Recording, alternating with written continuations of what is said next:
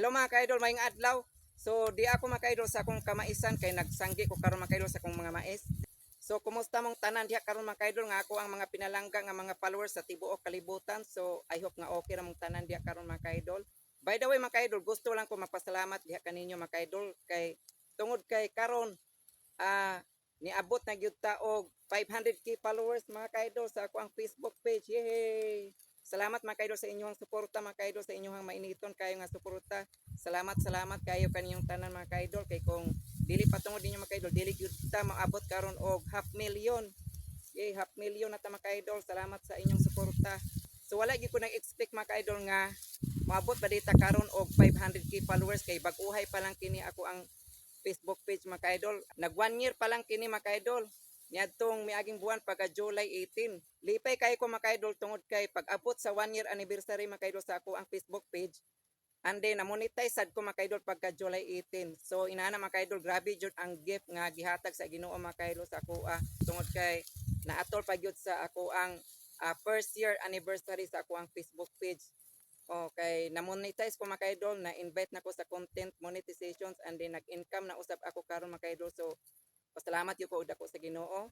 So mao na nga sobrang thankful yun ko kay mga kaidol, especially sa ato ang labang makagagahom. Kay kung dili patungod sa Ginoo mga kaidol, dili yun na ko ma-achieve ang kini nga level nga naabot na ko karon. Og syempre naman, without you mga kaidol, without my supporters, dili yun na ako maabot karon mga kaidol. So mao na siya mga kaidol, no, ustar gyud akong ma-sulti diya kaninyo. Salamat yun kayo ninyong tanan mga kaidol sa inyong pagsuporta sa ako. So thankful jud ko kaayo mga kaidol sa inyong tanan. Og ako na lang mensahe mga kaidol no diha sa ako ang mga pareho na ako nga mga content creators, sa mga nawad-an na di og paglaom no, sa mga nawad-an na ugana sa pag-vlog. Ang uban gani ni undang na gyud kay wala sila naka-survive kay tungod kay grabe gyud ni kay stressful mga kaidol, grabe kalabat sa ulo kining musulod ta diri sa vlogging. O dili gyud na sayon kay grabe gyud na siya kalabat sa ulo kanang magunahon na ta og content unsay atong i-upload ini kaugma sunod adlaw. So mao nay grabe kalabat sa ulo mga kaidol, hinungdan ang uban wala intaw naka survive. So ni undang intaw sila punaan pa nga walay mo follow, gamay ra mo follow, gamay ra kayo ang mo views. So mao nay hinungdan sa uban nga ni surrender sila tungod kay gamay ra kay mga engagement. So mao nay kasagaran nga rason nga ni undang intaw sila no. Pero ako ang awhag dia kaninyo mga kaidol, katong wala pa ni surrender diha o katong ni surrender na, hinaot nga magpadayon mo mga kaidol, dili mo magpakawa sa paglaom. Kay since ako mga kaidol nagsugod jud ko sa 0 followers. So ang ako rin yung gibuhat is consistent lang jud ko nga nag-upload kanang original nga content, kanang engaging kaayo nga quality content jud, and then nakipag-engage jud ko sa akong kapwa content creator. So mao gina ako ang technique mga kaidol, ako ang gibuhat so pagsugod na ako mga kaidol.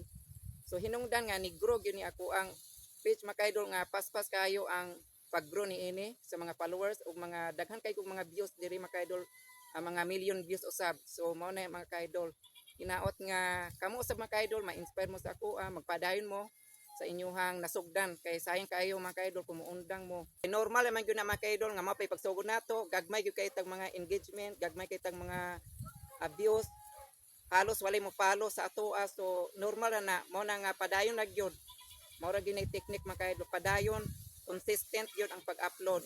Og advice lang po gyud nako no sa mga small content creator diha, ilabi na gyud sa mga baguhan nga dapat mo follow gyud ta sa mga community guidelines para dili ta makasupak sa community standards nga gihatag ni Meta, para malikayan gyud nato ang mga possible nga mga violations no.